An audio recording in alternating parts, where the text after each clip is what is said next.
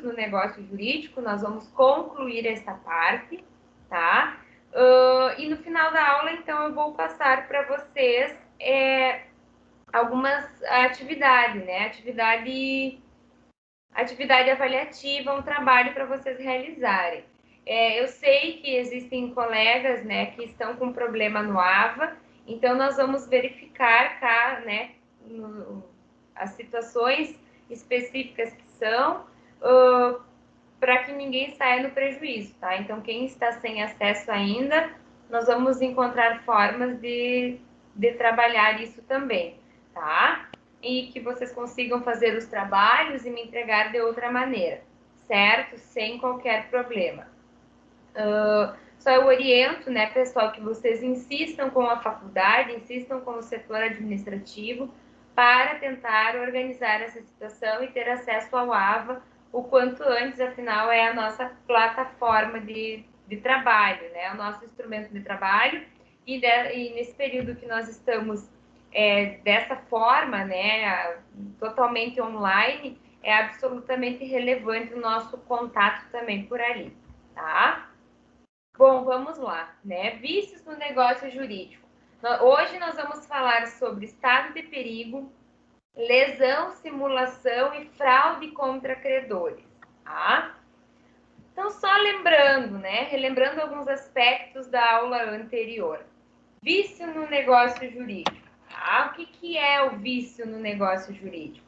A ocorrência de defeito na manifestação de vontade pode acarretar prejuízos e gerar algum vício, passível de anulação de determinado negócio jurídico, né? Então, defeitos na manifestação de vontade, como, por exemplo, errou ao manifestar a vontade, foi induzido a manifestar aquela vontade, ou então foi coagido, né, a manifestar aquela vontade, eu tenho um defeito nessa manifestação e, consequentemente, um vício passível de anular o negócio jurídico entabulado. Esse vício, né, ou esse defeito, nós podemos, ele pode ser de consentimento ou social.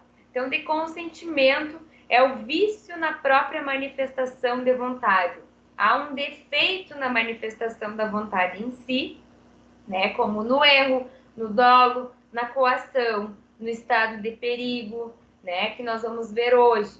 E, por outro lado, nós temos o vício social. O que é o vício social? É aquele em que não há um erro na manifestação de vontade, né? Não há um erro, a pessoa sabe o que está fazendo, sabe o que está manifestando e quer aquilo que está manifestando. Porém, esse negócio, ele visa prejudicar outra pessoa, ele visa prejudicar o interesse público, o interesse social, a boa-fé, enfim, de um modo geral. Então, ele poderá conter vício, ele conterá um vício e poderá ser anulado. Ou ainda, nós vamos ver hoje, nulo, tá? E aí, em vício social, nós temos a fraude contra credores e também a simulação, tá? Então, só relembrando esses aspectos da aula passada. E aqui os conceitos breves, né, dos defeitos que nós vimos na segunda-feira, tá? Erro. O agente negocia algo diverso daquilo que pretendia por engano. A gente tem uma falsa representação da realidade, ele engana-se sozinho, né? Dolo, meio empregado para induzir alguém à prática de um ato que o prejudica, gerando proveito ao autor do dolo ou a terceiro. Então, aí eu já tenho alguém que é enganado, né? Ele não engana-se sozinho, é enganado por outra pessoa. E a coação, que nós vimos também na aula da semana passada, que é a ameaça ou pressão injusta exercida sobre um indivíduo para forçá-lo contra a vontade dele a praticar um ato ou realizar um negócio jurídico, né? Então, é o emprego, é a coação, é a ameaça, tá? Os 3 defeitos que nós vimos na semana passada. E agora nós vamos avançar, iniciando com o estado de perigo, tá? Então, o estado de perigo, né, pessoal? O que nós temos sobre ele? Conceito. O que é o estado de perigo? Opa, avancei aqui. Situação de extrema necessidade que conduz uma pessoa a celebrar um negócio jurídico em que assume obrigação desproporcional e excessiva. Então, alguém está diante de uma situação de extrema necessidade e, em razão disso, né, preocupada com o que possa acontecer, assume uma obrigação, ou seja, firma um negócio jurídico absolutamente desproporcional e excessivo. E isso pode gerar a anulação dessa obrigação assumida, a anulação desse negócio entabulado, tá? Disposição legal, artigo 156 do nosso Código Civil, que assim estabelece, tá? Acompanhem comigo a leitura do dispositivo. Artigo 156. Configura-se o estado de perigo quando alguém, premido da necessidade de salvar-se, ou a pessoa de sua família, de grave dano conhecido pela outra parte, assume obrigação excessivamente onerosa. Parágrafo único. Tratando-se de pessoa que não pertence à família do declarante, o juiz decidirá segundo as circunstâncias. Pessoal, aqui a gente verifica algo semelhante à coação, né? Então, quando é que eu vou estar diante de um vício por coação, né?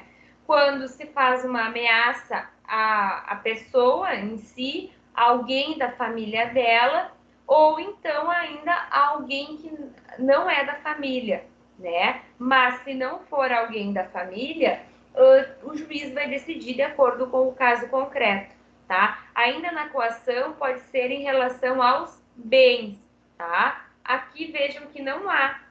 A diferença da coação quanto a isso é que não há a questão da preservação em relação aos bens, mas quando se está diante de um estado de perigo que envolve a própria pessoa, algum membro da família, ou ainda pode ser uma pessoa que não pertence à família, mas tem que se verificar isso de acordo com as circunstâncias, tá? Notem que eu destaquei algumas palavrinhas, né? Que palavrinhas são essas? Necessidade de salvar-se, necessidade de salvar alguém da família, né? De um grave dano que é conhecido pela outra parte, tá? E em razão dessa necessidade de salvar, em razão da existência de um grave dano que é conhecida pela outra parte, assume uma obrigação excessivamente onerosa. O que eu ressalto aqui, vocês vão verificar mais adiante, quando nós falarmos da lesão também, tá? Num estado de perigo, se para a configuração do estado de perigo, este grave dano, ele tem que ser conhecido pela outra parte, eu posso dizer também que essa parte agiu com dolo, com a intenção, né, de prejudicar outra pessoa. Então, aí eu posso dizer que existe um vício por estado de perigo, pelo cometimento de dolo. Então, não necessariamente, o estado de perigo ele vem sozinho, né? Ele vem acompanhado de um dolo, de uma intenção de outra pessoa, tá? Seguindo aqui. Para configurar o estado de perigo, né? O que precisa, né, pessoal? Então, para a configuração do estado de perigo, há necessidade de que o dano seja iminente, atual e grave. Nós já vamos ver um exemplo de estado de perigo, mas o que eu adianto é o seguinte: eu não posso estar diante de um estado de perigo, de uma situação grave, de algo que não está na iminência de acontecer, de algo que aconteceu ou de algo que irá acontecer daqui 1 ano, daqui 2 ou 3 meses, daqui um lapso considerável. Então, o seguinte, estado de perigo, a pessoa que acaba sendo vítima, né, digamos assim, desse estado de perigo e acaba fazendo um negócio que se torna excessivamente oneroso para ela, ela tem que estar numa enrascada, que ela não sabe mais o que fazer para sair de determinada situação.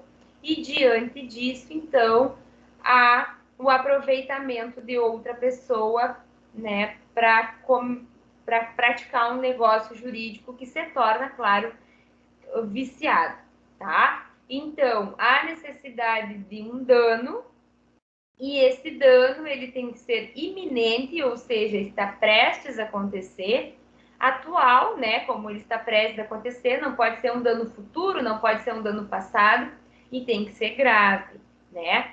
Só para ilustrar uma situação, já trazendo um exemplo para vocês. Imaginemos um pai que está com uma criança, um filho de 10 anos na praia, e esse filho vai para o mar e acaba indo para o mar e chega até um momento que não consegue voltar, a água não dá mais pé, e o filho, então, está se afogando. E o pai não sabe nadar, não sabe o que fazer. E do lado do pai tem um nadador profissional, enfim, que tem condições de prestar o auxílio, só que vendo aquela situação, vendo aquele dano iminente, atual e grave, vendo aquela situação de estado de perigo, o rapaz diz o seguinte: olha, eu vou lá salvar teu filho, mas assim que eu trazer ele, eu só te entrego ele se tu me pagar 50 mil reais, tá? Então e o pai desesperado disse: sim, tá bom, vai lá que eu te pago, né? Então, o que aconteceu? Uma situação de estado de perigo. Houve, né? Aconteceu um negócio jurídico entre as partes? Sim, eles fizeram um acordo verbal em que o pai contratou o rapaz para ir salvar o filho dele. Então, houve um negócio jurídico, tá? Bilateral com manifestação de vontade de ambas as partes. Porém, esse negócio jurídico entabulado, ele foi firmado numa situação de estado de perigo, ou seja, o pai estava desesperado que o filho está mar adentro e não está conseguindo voltar. E o rapaz, vendo esta situação, se aproveita dela e diz: ó, 50 mil reais eu trago teu filho vivo aqui, tá? Então ele se aproveitou de um estado de perigo, de um dano iminente, atual e grave, tá? Estado de perigo, pessoal, não é sinônimo de estado de necessidade, que é outra coisa, e estado de necessidade é algo mais abrangente. Estado de perigo também se difere da coação. Cuidado com isso, tá? Até usei cores distintas para facilitar na memória visual de vocês. Na coação, o agente cria uma situação, né? Então, ele cria uma situação. E no estado de perigo, o agente ele se aproveita de uma situação. Então, na coação, nós vamos ter o seguinte: alguém que diz, que procure outra pessoa e diga assim: olha, eu quero que tu vá no banco agora e saque dinheiro para mim e me entregue esse dinheiro, caso contrário eu vou matar a tua filha, tá? Eu quero que tu me venda esta casa agora, eu quero que tu me venda amanhã essa casa, senão eu vou vir aqui e vou atear fogo nesta casa. Ou seja, ele criou essa situação, né? Ele criou a possibilidade, ele criou a ideia, a ameaça de atear fogo na casa, se não for entabulado esse negócio. No estado de perigo é diferente. O agente ele não cria a situação, mas ele se beneficia dessa situação. Ou seja, vê o filho se afogando no mar, né? Ele não criou aquela situação, ele visualizou e se aproveitou. Ah, vê enfim, tá, um animalzinho, não seria o caso, tá? É o exemplo do menino, tá? O exemplo do menino no mar que não consegue nadar e vê e se aproveita dessa situação. Ou outra situação, vê que alguém ficou preso num penhasco, que ficou num lugar que não consegue voltar e se não sair dali pode cair, pode morrer, pode se machucar, pode ter integridade física afetada e, se aproveitando dessa situação, alguém que tenha as condições de retirar a pessoa de lá cobra um valor excessivo para isso, tá? Então, assim, são duas coisas diferentes. A coação, primeiro, ela pode ser praticada contra segundo a disposição legal, né? Contra a pessoa, contra familiar, contra bens ou ainda contra terceiros que não são da família, tá? E na coação, o agente beneficiado, ele cria uma situação que não existe. Ele criou para se aproveitar. Já no estado de perigo, eu tenho uma situação que pode configurar estado de perigo quando há um aproveitamento em relação à própria pessoa, em relação a alguém da família ou ainda a terceiro, tá? Numa interpretação ampla da lei, embora não conste na redação, né? Até isso que eu ia mencionar como exemplo, mas numa interpretação ampla, aqui não diz bens, né? Vejam que aqui não diz bens. Mas, interpretando de forma ampla, podemos enquadrar bens aqui também, né? E, ampliando esse conceito de estado de perigo, podemos ter situações que envolvem semoventes, né? Que envolvem animais. Então, imagine o seguinte, um animalzinho, um gatinho que subiu numa árvore, que subiu num lugar alto e não consegue descer. E se descer, ele vai se quebrar todo, vai acabar morrendo, né? Enfim. E aí, alguém vendo aquela situação, um perigo iminente, vendo o desespero, tem condições de retirar o animal dali e oferece uma prestação, algo absolutamente oneroso para efetuar aquilo ali e para retirar o animalzinho dali, tá? Estado de perigo também. Então, embora não conste no artigo 156, é algo que plenamente se enquadra. Tá? Então, não confundam. Na coação, o agente cria uma situação. No estado de perigo, ele se aproveita de uma situação que já existe, tá? Aqui um exemplo, tá? Exemplificando o estado de perigo. Eu trouxe essa imagenzinha da internet, do TJ do Distrito Federal. O contrato celebrado de maneira desproporcional com o objetivo de salvar a si próprio ou alguém de sua família configura esse estado de perigo e pode ser anulado, tá? Um exemplo: um paciente em perigo de vida assumir uma conta muito mais cara que o normal para ser atendido, tá? Então, por exemplo, está lá no hospital, enfim, foi internado, está correndo risco de vida e tem muitos pacientes na frente dele, ou enfim, corre risco de vida. E aí o pessoal do atendimento vai e diz o seguinte: olha, vai demorar para ser feito o atendimento dele, porque nós não temos condições de atender, enfim, né? Ele corre o risco de morrer, porque nós não temos condições de atender agora.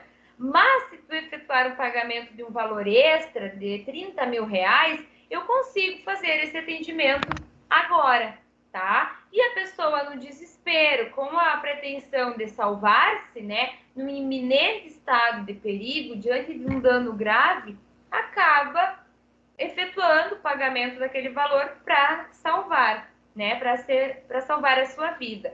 Ou então pode ser algo de salvar algum familiar, enfim, está com um familiar hospitalizado, necessita fazer um procedimento cirúrgico e o procedimento cirúrgico é a única maneira de salvar a vida daquela pessoa. E sabendo disso, que é uma situação de perigo, que é a única forma que tem de salvar a vida, o médico então diz: não, eu faço procedimento cirúrgico, é a única alternativa de vida para essa pessoa, mas para isso eu preciso amanhã do valor de 100 mil reais. Sem esse valor, não há como fazer a cirurgia, tá? Então, também um negócio desproporcional celebrado em que, num estado de perigo, diante de um dano iminente, e pode configurar, então, um vício e anular esse negócio. Diga, Vanessa. Professora, essa questão do estado de perigo poderia ser um exemplo o que os obstetras fazem na questão de cobrar o preço abusivo para o parto para poder salvar a mãe e filho? Pode, ótimo, isso aí sim.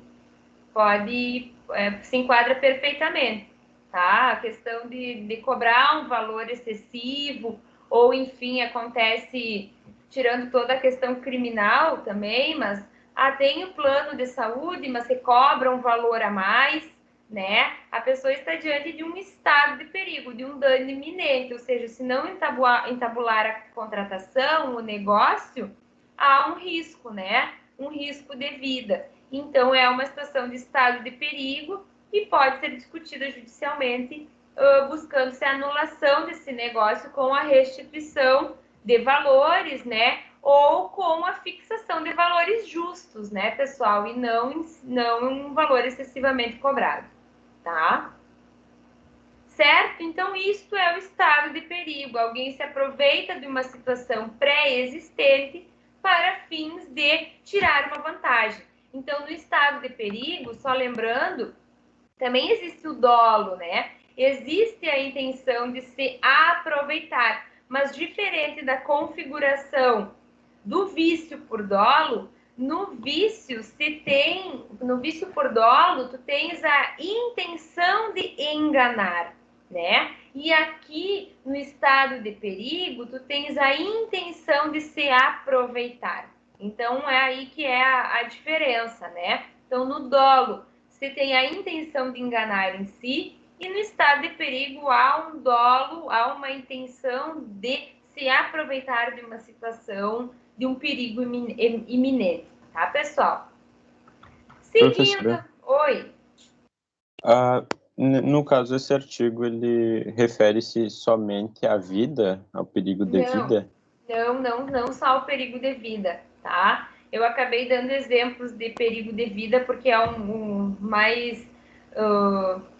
seria algo mais grave. Essa questão relacionada a atendimento médico é mais comum, né? Mas poderia ser, inclusive, numa situação de, por exemplo, uma pessoa uma pessoa que vive de aluguel, tá? E ela está alguma situação, ou enfim, alguma relação de pagamento de dívida, tá? Algo relacionado a pagamento de dívida. Também pode envolver um estado de perigo, né? Se aproveitar de uma situação, né?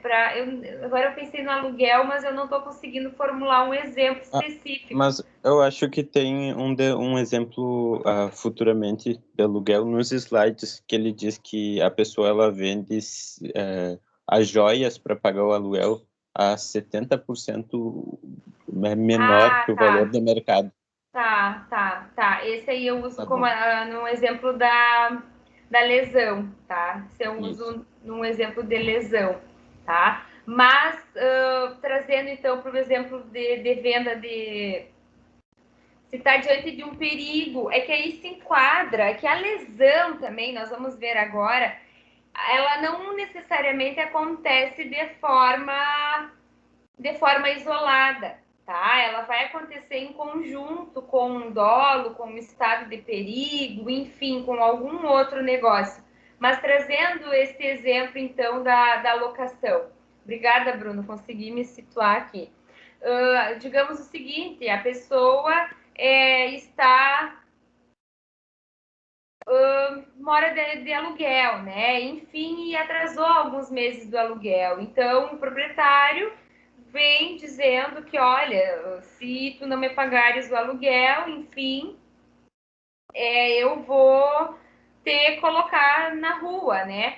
Mas algo que não seja fora, por exemplo, o contrato diz que em 3 meses sem pagar o aluguel, há o despejo, tá? E passou um mês que a pessoa não pagou o aluguel, e o proprietário já começou a ameaçar de colocar na rua, né? De despejar. E falou o seguinte: olha, se amanhã eu vir aqui e tu não efetuar o pagamento do aluguel, tu vai sair daqui. Então, eu não quero saber. Aí, se não tiver o dinheiro, eu só saio daqui do imóvel com quando tu tirar todas as tuas coisas de dentro, tá? E a pessoa desesperada, não tem aonde morar, enfim, no outro dia vem o proprietário e o proprietário diz o seguinte, olha, eu quero o pagamento do aluguel do mês agora, tá? O pagamento do aluguel do mês agora, senão eu vou ter que colocar para fora. Mesmo que não pudesse fazer aquilo porque o contrato diz 3 meses. E a pessoa desesperada, enfim, e exige assim, bom, então tu não tem dinheiro, então me dá teu carro, tá? Me dá teu carro e assim estamos quites com o pagamento do aluguel do mês, tá? Um exemplo absolutamente exagerado. E a pessoa dá o carro, tá? Então, não é questão de vida, envolve uma questão patrimonial também, né? Que pode estar relacionada com um estado de perigo. Então, direito à vida, direito à moradia, né? Direito, enfim, em relação aos direitos básicos do ser humano, tá? Eu não sei, alguém tinha levantado a mão antes? Alguma pergunta? Professora, boa noite. Oi, boa noite. O contrato pode ser tanto verbal como oficial, assinado e tudo mais. Contrato, sim, tá? Vocês terão a parte específica de contratos no direito civil contratos, tá? Acredito que talvez não no próximo semestre, no outro, vocês tenham uma matéria de direito civil contratos. Contratos faz parte de um negócio jurídico, tá? Mas quando a gente fala, então, do negócio jurídico em si, que é o nosso tema da nossa aula, tá? Do negócio jurídico, nós vimos lá nas aulas passadas que ele não exige. Nós temos os negócios jurídicos formais e os não formais, que é solene e não solene, tá? Alguns eles exigem formalidades, outros não, tá? Mas eles pode ser verbal, pode ser escrito, pode ser com firma reconhecida em cartório, né? Ou pode ser particular. Caso, me referindo a este caso específico que nós estamos estudando. É que, na verdade, aqui nós não estamos tratando de um contrato específico, tá? Nós estamos falando de negócio jurídico como um todo. E o negócio jurídico como um todo, ele pode ser verbal, ele pode ser escrito e feito particularmente, ele pode ser escrito e feito com reconhecimento de firma em cartório, tá? Então, e para configurar um vício num negócio jurídico, não importa, né? Não importa se ele foi verbal, não importa se ele foi escrito, não importa, enfim, a forma que ele foi elaborado, tá? Se é um negócio jurídico verbal, por exemplo, um contrato de locação entabulado verbalmente entre as partes e uma das partes alegar que existe vício, por exemplo, que foi coagida a entabular o contrato de locação, tá? Algo assim, ele pode também sofrer as consequências legais de ser reconhecido um vício em relação a ele. Então, via de regra, tanto faz, né? A não ser que a lei determine que tem que ser escrito, que tem que ser registrado por meio de escritura pública, tá? Então, a regra é que, de um modo geral, não há especificação, tá? Podem ser feitos contratos verbais. Inclusive, contratos assim, troca de mensagem por WhatsApp, por e-mail, por rede social, negociação de compra e venda é contratação, tá? Seguindo aqui, lesão. Entendido. Não, sim, entendi, professora. Não estava me referindo especificamente ali ao estado de perigo, mas esclareceu bastante. Estado de perigo. Mas pode ser, não importa, pode ser verbal, pode ser porque se enquadra nessa regra geral, tá? Ele pode ser verbal, pode ser escrito, tá? Tanto faz. A não ser que a lei tenha exigido alguma forma específica, né? Claro. Aí ele vai ter um outro problema, mas se não existe, não há necessidade. Pode ser qualquer tipo de contrato, qualquer tipo de negócio pode sofrer um estado de perigo. Sim, obrigada. Tá? Nada. Lesão, tá, pessoal? Outro vício no negócio jurídico. Conceito, né? Trata-se do prejuízo resultante da enorme desproporção existente entre as prestações de um negócio jurídico no momento da celebração, determinada pela premente necessidade ou inexperiência de uma das partes, né? Então, ali até uma imagem ilustrativa de alguém de olhos vendados, né? Ou seja, uma pessoa que representando alguém inexperiente e que se vê diante de uma premente necessidade, tá? Então, deixa eu só aqui, tinha fugido da minha tela.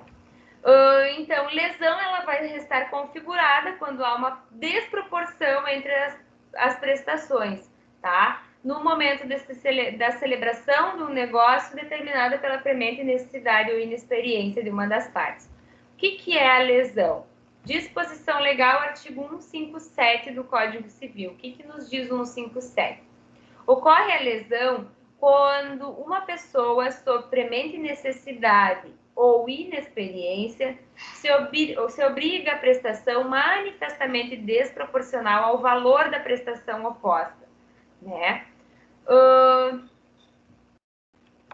Então, sobre a lesão, tá? Sempre que se pensar em lesão, pessoal, a gente pensa em valores, em prejuízo econômico.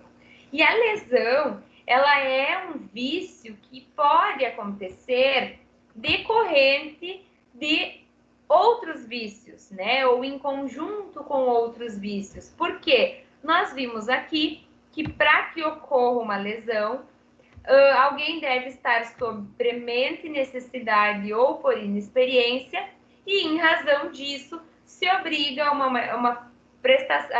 uma prestação manifestamente desproporcional, tá? Então, quando eu falo em lesão, quando eu falo em defeito no negócio jurídico denominado lesão, eu estou falando que alguém sofreu prejuízo patrimonial, né? Que alguém perdeu dinheiro, que alguém perdeu bens, enfim, eu falo em prejuízo patrimonial, ou seja, houve a diminuição do prejuízo, houve a diminuição do patrimônio de uma pessoa, né? Em razão de ter esta pessoa se obrigado a uma prestação absolutamente desproporcional ao valor que deveria ser entabulado. E isso acontece quando se está diante de uma premente necessidade de alguém e também de uma inexperiência ou de uma inexperiência de uma pessoa, tá? Para que seja caracterizada a ocorrência da lesão, devem estar presentes dois requisitos. Primeiro, um requisito objetivo e segundo, requisito subjetivo. Requisito objetivo, a desproporcionalidade entre as prestações, tá? O meu carro vale R$45.000. Isso é aquela tabela FIPE que dispõe que o carro vale R$45.000. Porém, eu faço um negócio e vendo meu carro por R$23.000. Ou seja, houve uma absoluta desproporcionalidade, né? Então, o valor que o meu carro vale, segundo a avaliação de mercado, é absolutamente superior ao valor pelo qual eu fiz um negócio jurídico e ele foi vendido, tá? Aliado a isso, deve ter uma premente necessidade ou uma experiência, ou seja, estou desesperado para vender o meu carro e por isso eu entabulei o negócio por R$23.000, ou eu não tenho noção de valores de carro e eu vendi o meu carro assim achando que eu estava no lucro, tá? Mas eu tive, na verdade, um prejuízo patrimonial. Eu sofri um prejuízo no meu patrimônio. Então, aqui exemplificando, né, que é o que nós tínhamos falado antes. Maria deve pagar em 2 dias o valor dos aluguéis atrasados e não possui o valor em mãos. Desesperada, Maria vende joias que possui por um valor 70% abaixo do valor de mercado das joias. Tá? O que aconteceu? Uma desproporcionalidade entre as prestações. Então, a Maria, numa situação de desespero, ou seja, numa premente necessidade, entabulou uma negociação num valor absolutamente desproporcional. Preencheu os requisitos do artigo 157 do nosso Código Civil. Então, ela pode entrar com uma ação judicial e reivindicar valores, dizendo que o que ela vendeu é algo absolutamente desproporcional, tá? Outro exemplo aqui, né? Luiz, jovem inexperiente, com 18 anos, ganhou um veículo dos pais que vale R$45 mil. No entanto, desejando muito realizar uma viagem com amigos, Luiz resolve vender o veículo pelo valor de R$25 mil. Então, houve uma desproporcionalidade, né, entre o valor que o bem detém e o valor em relação ao qual ele foi negociado. E, por outro lado, eu tenho um jovem inexperiente de 18 anos que não tem noção das relações negociais e praticou esse negócio, né? Então, eu tive aí uma lesão. Certo? Deixa eu só dar uma olhadinha na redação dos artigos aqui. Parágrafo 1º, tá? Do artigo 157. Aprecia-se a desproporção das prestações segundo os valores vigentes ao tempo em que foi celebrado o negócio jurídico, tá? Então, eu não posso considerar que o carro foi vendido em 2015 e agora, enfim, considerando o valor de mercado dele agora, estaria desproporcional. Não, tem que ser tudo da época, tá? O parágrafo 2º, não se decretará a anulação do negócio jurídico se for oferecido suplemento suficiente ou se a parte favorecida concordar com a redução do proveito.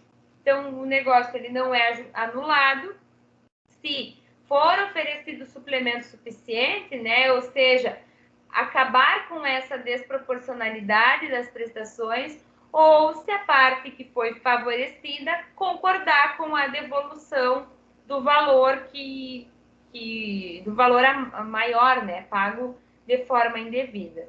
Então, quando nós falamos em lesão, nós estamos diante de algo, de um vício relacionado com a questão de danos patrimoniais, né?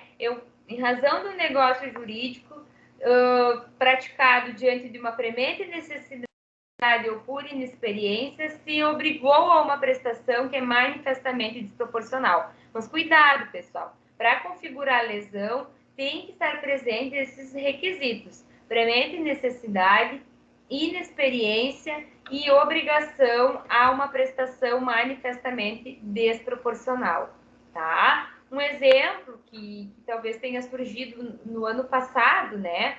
E que envolva essa questão de lesão, enfim, teve a questão do valor do álcool gel, né? Que teve no comecinho dessa situação de pandemia um valor muito elevado, enfim, não houve um aumento na produção, no valor, né? Enfim, da matéria dele, mas em razão da grande procura, teve por determinadas empresas, né, um aproveitamento dessa situação, tá? E aí a pessoa, então, diante de uma premente necessidade, né, diante de uma situação que acabou surgindo, ela acabou comprando o produto por um valor absoluto em relação ao que ele efetivamente vale e sofreu uma lesão, ou seja, pagou a mais do que deveria, tá? Com luvas, com máscara, né? Também aconteceu essa situação. Claro que nós temos a questão de oferta, né? De oferta, de mercado, enfim. E questões desse tipo também envolvem análise sob a ótica do Código de Defesa do Consumidor. Mas não podemos desconsiderar que esses casos, né? Assim, é uma lesão, é um vício no negócio jurídico. Por quê? Porque não é o valor que vale aquilo ali, que efetivamente houve uma prestação manifestamente desproporcional, e de outro lado, eu tenho pessoas em prementes necessidades ou inexperientes em relação àquela situação, tá? Quando eu falo em inexperiência, não significa só tenra idade, né? O jovem de 18 anos que faz um negócio. Vai depender da situação em que se está verificando a prática de um negócio, né? Então, eu poderia dizer que, em relação a essas questões que surgiram ano passado na pandemia, havia inexperiência por parte da maioria da população, e ainda há, né, pessoal, em relação à adoção de procedimentos adequados, tá? Seguindo aqui, então. Fraude contra credores, tá? Então, só lembrando, o que nós vimos até agora, que é erro, coação, dolo, estado de necessidade e lesão, são questões relacionadas a vício de consentimento. Há um defeito na manifestação da vontade, né? Na lesão, eu manifesto a vontade de vender um carro, mas essa vontade, ela tem vícios, por quê? Porque eu fiz um negócio absolutamente desproporcional pela minha inexperiência, por estar diante de uma premente necessidade, tá? A questão do estado de necessidade. Então, eu precisei efetuar o pagamento, né, ao hospital, ao médico, para que fosse feita uma cirurgia e fosse algum familiar tivesse sua vida salva, né? Então, eu fiz isso, eu tive a vontade de fazer isso, mas essa vontade, ela é viciada, ela apresenta defeito porque alguém se aproveitou desse meu estado de perigo, dessa possibilidade de um dano iminente, de um dano grave, e então acabou firmando um negócio que se mostrará viciado. Então, todas essas situações envolvem questão de vício de consentimento. Há um problema na manifestação da vontade das pessoas. O que nós vamos ver agora são situações que não dizem respeito à manifestação de vontade, ou seja, vícios na manifestação de vontade. As pessoas manifestam aquilo ali e é aquilo ali que elas realmente querem, né? Elas não estão, enfim, fazendo algo desproporcional, algo sem plena consciência, induzidas em erro, coagidas. Elas fazem aquilo ali, só que elas fazem determinada situação, determinado negócio, com a intenção de fraudar, com a intenção de prejudicar algum credor, tá? E é isso que dispõe a fraude contra credores, que está nos artigos 158, só um pouquinho, aqui deu, meu Teams deu uma mexida aqui, 158 a 155 do Código Civil, tá? O que é a fraude contra credores, tá, pessoal? Então, o conceito, ato suscetível de diminuir ou onerar o patrimônio, reduzindo ou eliminando a garantia que este representa para o pagamento de uma dívida.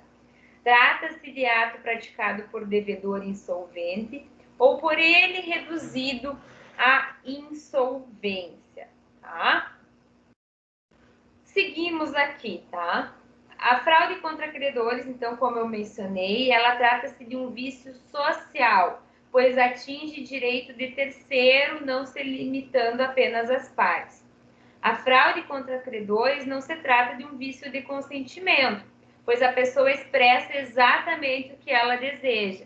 Todavia, esse desejo, essa vontade, é exteriorizado com a intenção de prejudicar terceiro. E isso faz com que o negócio se torne viciado, se torne defeituoso, tá? Então, por essa razão, quando nós falamos em fraude contra credores, nós estamos diante de um vício social, tá? Artigo 158, que fala da fraude contra credores. O que ele nos diz? Os negócios jurídicos de transmissão gratuita de bens ou remissão de dívidas, se os praticar o devedor já insolvente ou por eles reduzido à insolvência, ainda quando o ignore, poderão ser anulados pelos credores quirografários como lesivos dos seus direitos, tá? Pessoal, algumas palavras que eu sublinhei, né? Então, fraude contra credores, negócios jurídicos em que ocorre a transmissão gratuita de bens ou a remissão de dívidas. Transmissão gratuita, doação de bens, tá? Há uma doação de bens, porque não é um negócio oneroso. Então, numa doação de bens, segundo a redação do 158 do Código Civil, posso ter a configuração de fraude contra credores, tá? Remissão de dívidas, outra palavra, outra expressão, é o perdão, tá, pessoal? Eu perdoo a dívida de alguém. Se o praticar já o devedor insolvente. O que é insolvente? Insolvente é aquele devedor que não tem condições, não possui formas de pagar a dívida, ou seja, eu sei que ele não tem outros meios de efetuar o pagamento da dívida que tem comigo, tá? E credores quirografários, que são aqueles credores que estão em pé de igualdade, né? Que não há uma ordem preferencial no crédito de um em relação ao outro, né? Então, por exemplo, eu tenho dívida no mercado A e no mercado B, tanto um quanto o outro, eles são credores quirografários. Não há uma ordem preferencial entre esses credores de receber o crédito, tá? O que é a fraude contra credores, então, tá, pessoal? Fraude contra credores, verifico ela quando há um devedor insolvente ou reduzido à insolvência, ou seja, que ele não tem mais bens, tá? Que ele não tem mais patrimônio e ele me deve. E eu sei que a única forma que ele tem de me pagar, tá? De pagar a dívida que ele tem comigo, é mediante aquele carro que ele possui, né? Mediante aquele carro, ou seja, se eu conseguir fazer com que ele me entregue aquele carro, é a única esperança que eu tenho de conseguir obter o meu crédito, tá? Mas esse devedor, sabendo que o único bem, a única coisa que pode fazer com que ele não pague a dívida é aquele carro. E o que ele faz com esse carro? Ele transmite gratuitamente esse veículo para outra pessoa, tá? Ele faz uma doação, ou seja, ele doa esse veículo para um filho, ele doa esse veículo para um neto, tá? E assim, então, ele não vai ter mais bens, não vai ter nada que ele possa pagar a dívida, tá? Então, isso é fraude contra credores, ou seja, eu tenho uma dívida que já existe, essa pessoa vem tentando cobrar a dívida e lá no meio, quando estão nesse dilema de cobranças de dívida, o devedor, então, pega o único bem que ele possui, que seria a única forma de sanar essa dívida, e transmite de forma gratuita para outra pessoa. E fazendo isso, ele não tem outras formas de pagar, de quitar essa obrigação que ele possuía, tá? Outra forma que nós vamos estar diante de uma fraude contra credores, tá? Quando há uma remissão de dívidas do devedor já insolvente, né? Ou seja, daquele devedor que não possui mais nada e ele perdoa uma dívida. Como assim, tá, pessoal? Imaginemos a seguinte situação. O banco deve para o João, tá? E o João, ele tem uma dívida com a Joana. O João não tem mais nada de dinheiro. A única coisa que ele tem de dinheiro a receber, de bens a receber, é esse valor que o banco deve para ele. Então, a única coisa de bens que o João tem é o valor que o banco deve para ele. Mas, por outro lado, se o banco deve para o João deve para a Joana, tá? Logo, o valor que o banco deve para o João seria a única forma do João pagar a dívida que ele tem com a Joana. Porém, o João, ele não quer pagar essa dívida com a Joana, tá? E o que o João faz? Ele perdoa a dívida que o banco possui com ele, né? Ocorre a remissão da dívida que o banco tem com ele. E com isso acaba que a Joana fica sem ter como receber o valor. Então, é uma hipótese em que houve uma remissão de dívida após depois que a dívida da Joana com o João já existia, né? Então, o João fazendo isso, eu posso estar diante de uma fraude contra credores. Notem que fraude contra credores, vício social, por quê? A questão de remissão de dívida é um negócio jurídico que envolveu quem nesse caso? O banco e o João. Então, o negócio jurídico de remissão de dívidas é algo que diz respeito a eles dois. Porém, as consequências desse negócio, elas vão refletir diretamente lá na Joana, que é uma terceira que não tem nada a ver com esse negócio de remissão de dívida. Então, por isso, a fraude contra credores é considerada um vício social, porque ela não vai gerar defeitos apenas, né, entre as partes que estão praticando determinado negócio, mas ela vai gerar defeitos apenas, também vícios, né, problemas com pessoas que nada tem a ver com essa relação, né? A questão de doação de um bem, o devedor insolvente doa o único bem que ele tem para determinada pessoa. E fazendo esse negócio jurídico de doação, ele diz respeito apenas a quem doou, né, ao doador e ao donatário. Porém, como esse doador ele era um devedor insolvente, os reflexos desse negócio entabulado, eles vão atingir outras pessoas. Então, por isso que é um vício social. E houve um vício de consentimento aí? Não, porque era exatamente o que o doador queria. Ele queria doar o bem para outra pessoa, né? Com a finalidade de não ter que efetuar o pagamento de determinadas dívidas, né? Ou seja, olha, eu não tenho bens, tu não tem como me cobrar, porque eu não tenho mais bens, né? Doou o último bem que possuía lá para alguém, então, enfim, não tem como cobrar dívida. E aí gera a fraude contra credores. Vimos sobre a possibilidade de anulação de negócios gratuitos, caso verificada a fraude contra credores. Há possibilidade de anulação de contratos onerosos? O que vocês acham?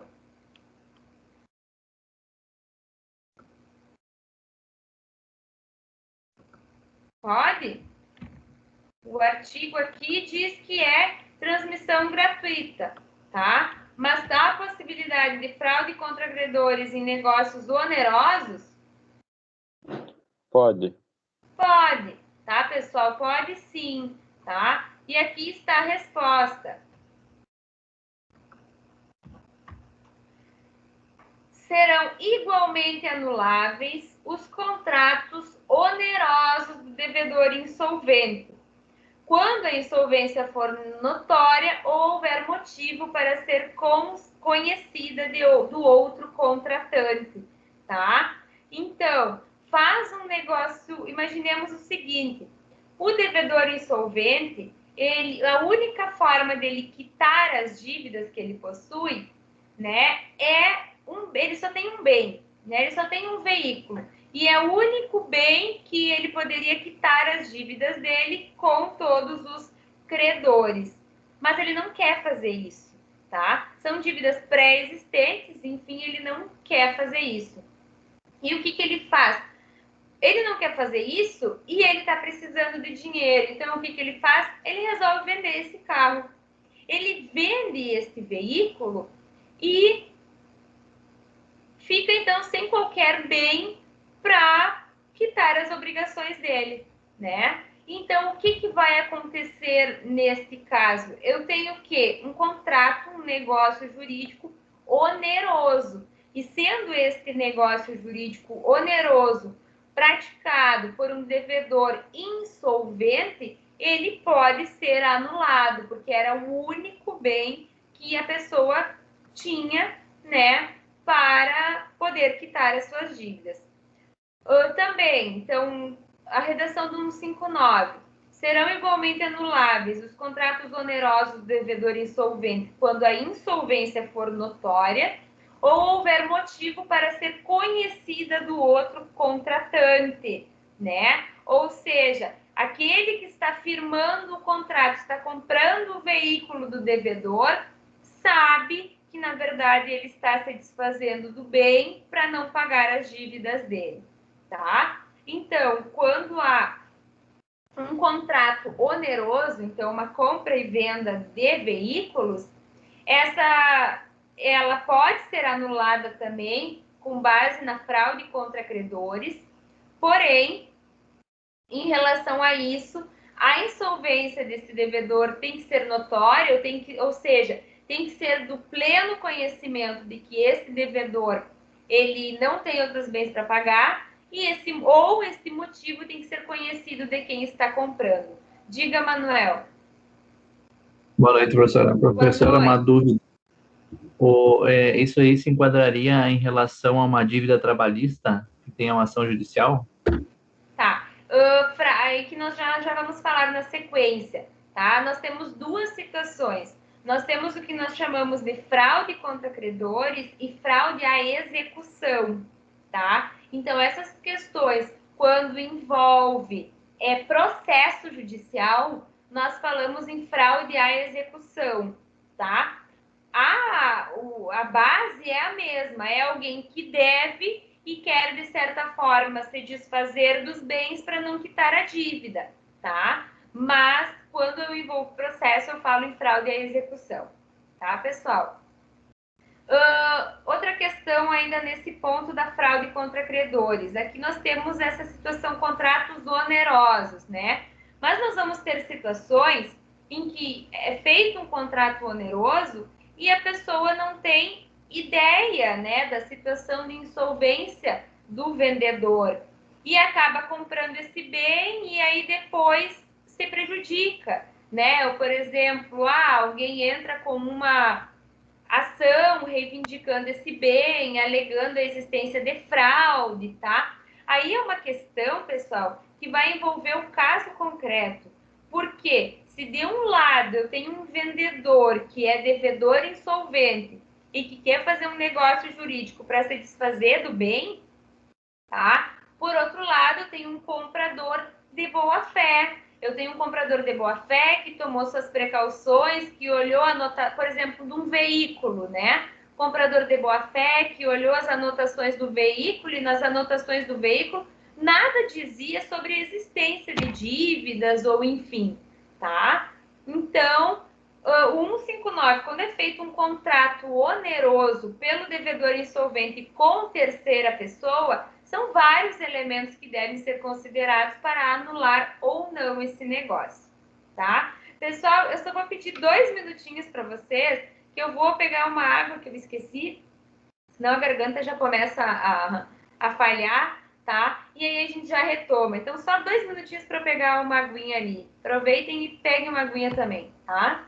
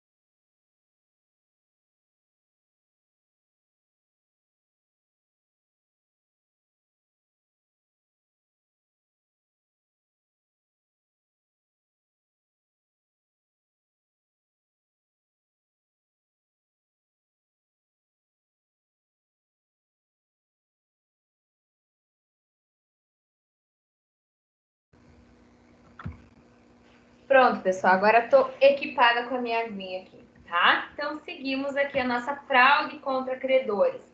Que requisitos que devem ser observados para a configuração da fraude contra credores, tá? Requisitos necessários para a configuração da fraude. O requisito objetivo, conluio, tá? E o requisito subjetivo é ocorrência do prejuízo ao credor. Então, conluio. Tem que ter a questão do negócio firmado por determinadas pessoas terem a consciência, né, de que isso vá prejudicar um credor, né? Então tem que ter esse conluio. Por exemplo, numa doação, o doador e o donatário, né? O doador doa um bem para outra pessoa e essa outra pessoa age em conluio com ele. Por quê? Porque eles estão fazendo essa doação, esse negócio, mas eles têm o pleno conhecimento de que esse negócio vai prejudicar um credor, tá? Um negócio de compra e venda, está entabulando uma compra e venda, está comprando um veículo de um devedor insolvente e tem plena consciência que ele está vendendo este veículo pelo fato de que ele não quer pagar as dívidas, que ele tem dívidas e é a única coisa que poderia, então, se tirar dele, né, o bem, enfim, para fins de quitação do débito.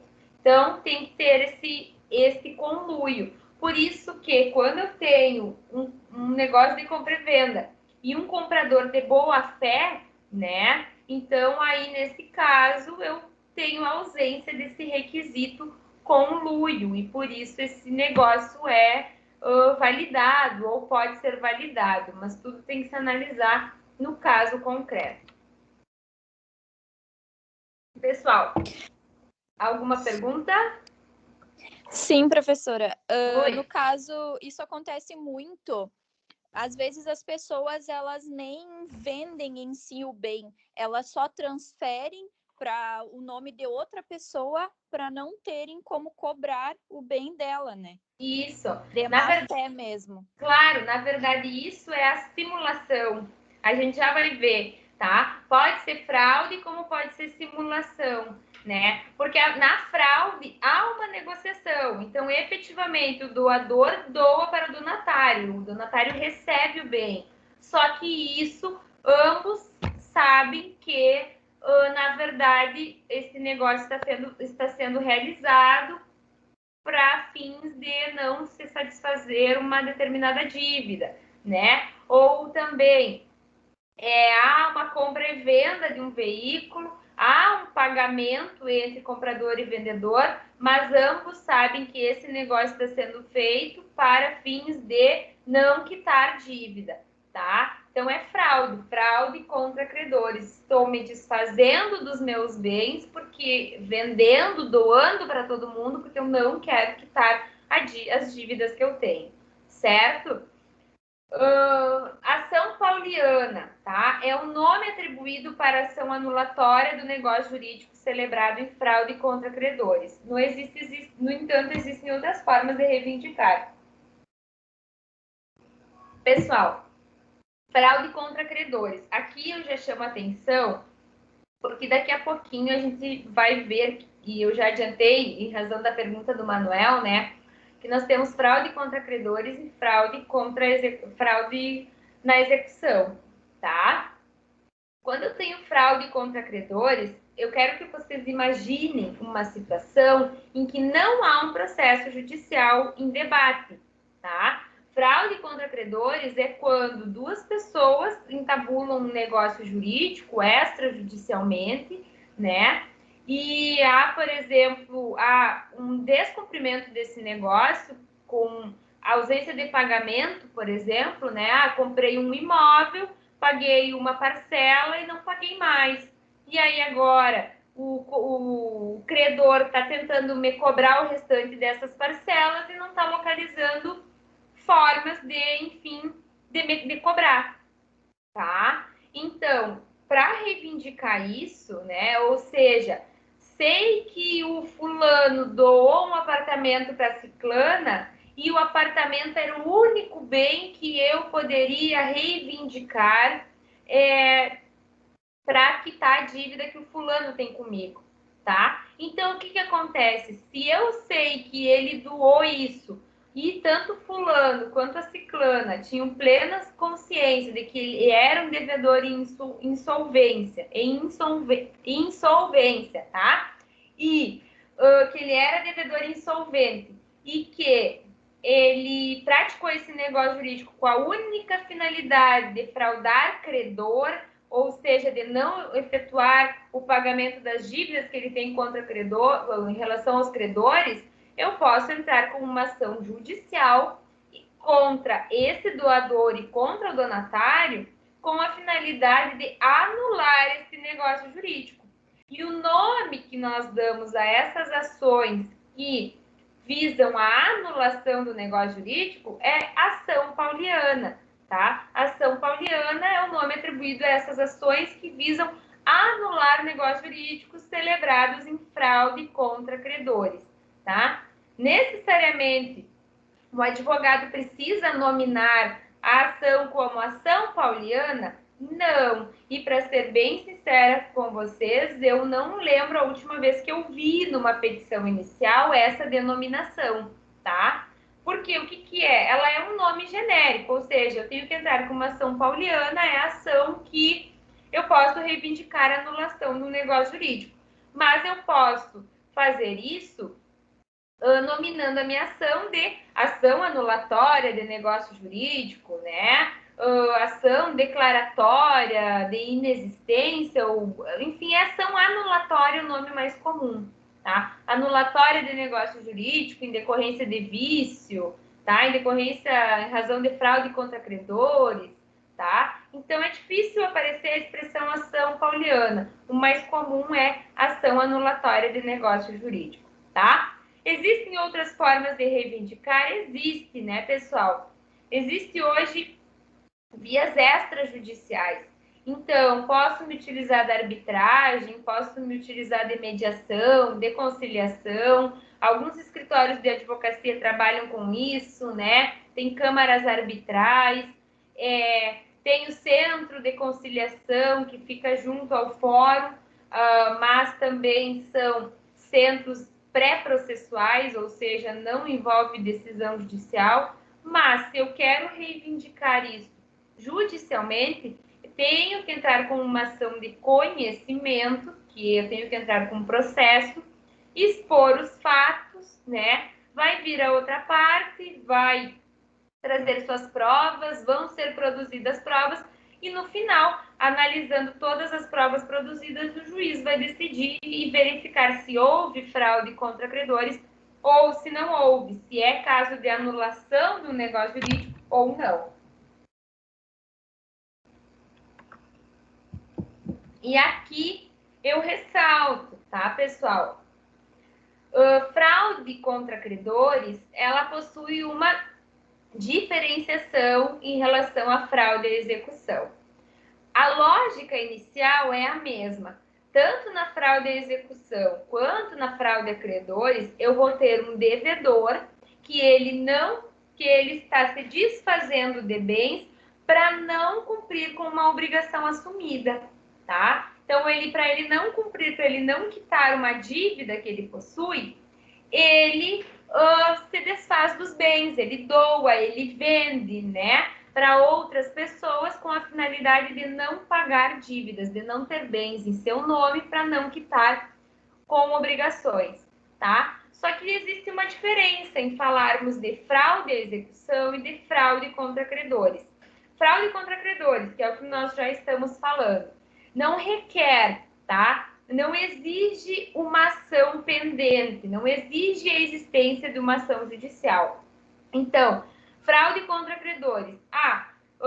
O João me deve um determinado valor e a única forma que tem dele quitar esse valor comigo é ele me entregando o veículo dele. Ele não tem outros bens, tá? E já existendo essa dívida, o João vende o carro dele para a Joana e Joana tinha pleno conhecimento de que o João só possuía aquele bem para quitar a dívida comigo, tá? não existe uma ação judicial prévia a isso. Eu tenho uma situação, eu tenho um negócio, eu tenho fatos, tá? Então, não exige a existência de uma ação judicial prévia. Eu tenho os fatos.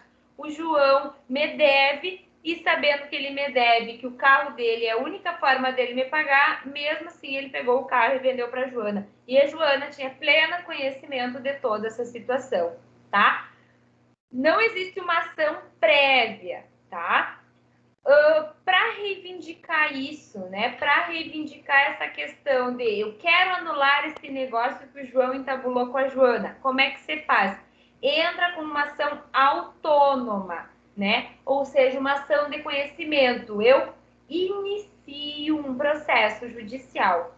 Acho que vocês já tiveram TGP, não foi comigo, né? Acho que foi com o professor Edmar, nem lembro. Acho que não, foi com... acho que vocês tiveram, né? Vocês tiveram TGP? Sim, com o professor Edmar. Certo, tá? Então, nessa questão, há uma lide, né? Surgiu uma lide, ou seja, o João vendeu o carro para a Joana, o João deve para mim e o carro era a única forma dele me pagar. A Joana tinha pleno conhecimento dessa situação. Surgiu uma lide entre eu, o João e a Joana. E para reivindicar esse direito e dizer e comprovar que houve uma fraude nessa negociação entre o João e a Joana, eu vou ingressar com um pedido inicial, vou procurar o judiciário e acioná-lo para que inicie um processo e se verifique efetivamente a existência de fraude contra credores, tá? Tramitou esse processo, né, com petição inicial, contestação, réplica, intimação das partes sobre provas e produção de provas, né, ouviu testemunha, juntou documentação, enfim, o juiz decide.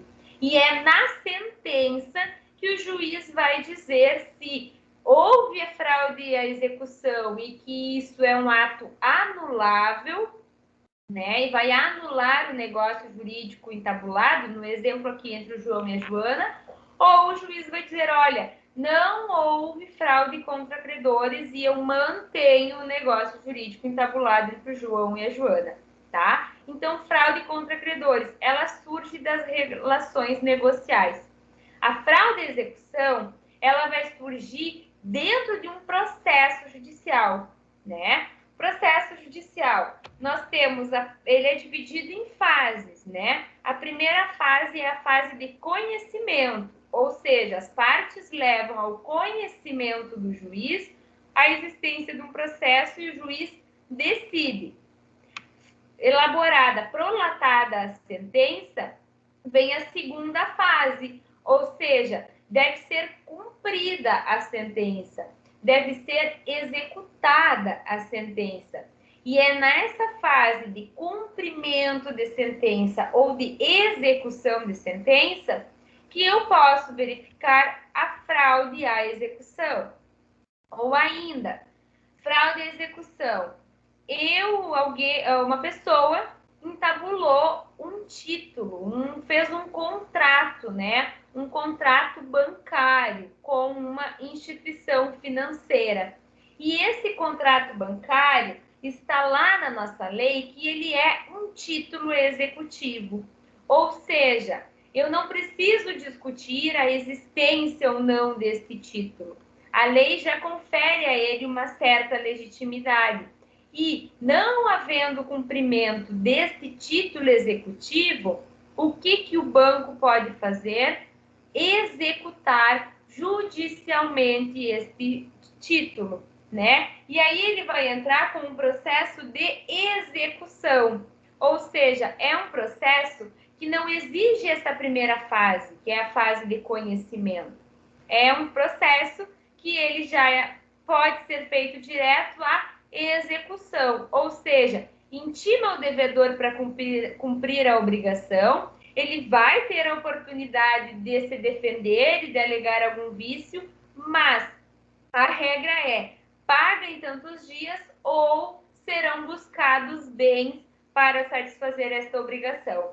Então, são nessas situações em que eu tenho uma fase de cumprimento de sentença Ou são nessas situações em que eu tenho um processo de execução de título judicial ou extrajudicial que eu vou verificar a fraude à execução. Então, enquanto a fraude contra credores, ela surge numa relação negocial, né, numa relação de direito que existe entre duas partes, sem envolvimento de um processo inicialmente, a fraude à execução, eu vou ter ela na pendência de uma ação judicial. Eu vou ter a fraude à execução dentro de um processo de execução ou dentro de um cumprimento de sentença.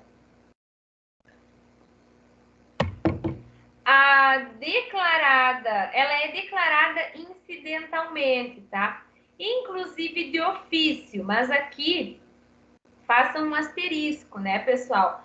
Incidentalmente, por quê? Porque a fraude à execução, ela é analisada, ela é arguida e analisada dentro de um processo de execução, dentro de um processo de cumprimento de sentença. Então, ela só vai surgir em razão de uma execução processual, né? Ela não existe se não existe processo, tá?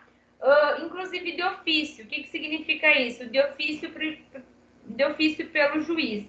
Na verdade, não, né? Claro que o julgador pode verificar, mas as partes têm que ter pleno conhecimento e têm que ter a oportunidade de se pronunciar sobre a ocorrência de fraude à execução, tá? E a partir do que as partes se pronunciarem, aí é analisada a situação, tá?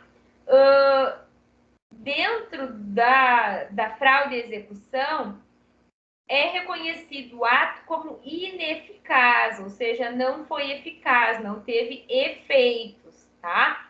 O que seria a fraude à execução? Ela segue a lógica da fraude contra credores, só que é dentro do processo de execução, né? Existe um processo de execução em que o banco está executando um determinado valor do fulano, né? Então, o fulano não pagou uma dívida e está em processo de execução. Dentro do processo, você tenta buscar valores em contas bancárias e tenta buscar bens em nome do fulano, né? E não acha nada. Achou um veículo, por exemplo. Aliás, não achou nada. Mas descobriu-se que essa execução, digamos que ela iniciou no ano de 2015. Então, o contrato foi entabulado com o banco pelo fulano antes de 2015 e a execução começou no ano de 2015. Ou seja, desde 2015, o fulano tem pleno conhecimento que o banco entrou com uma ação judicial contra ele e está cobrando valores, tá? E o fulano tem um carro, né?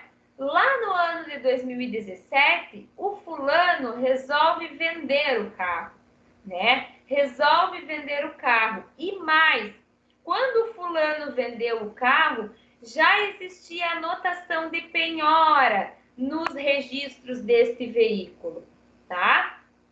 Nesse caso, o que acontece? Pode-se declarar a fraude à execução. Por quê? Porque o fulano ele tinha pleno conhecimento que desde o ano de 2015 o banco estava tentando satisfazer seu crédito num processo judicial e não conseguiu. O banco, inclusive, localizou o veículo e pediu para o juiz anotar na documentação do veículo, lá no Detran, a existência do processo judicial, tá? Mesmo com a anotação de existência do processo judicial, o fulano foi lá e vendeu o veículo. E o ciclano comprou e nem deu bola para aquela anotação. Como tinha aquela anotação, era incumbência do ciclano, né? Se precaver e ter analisado a documentação e buscado saber o que era aquilo ali.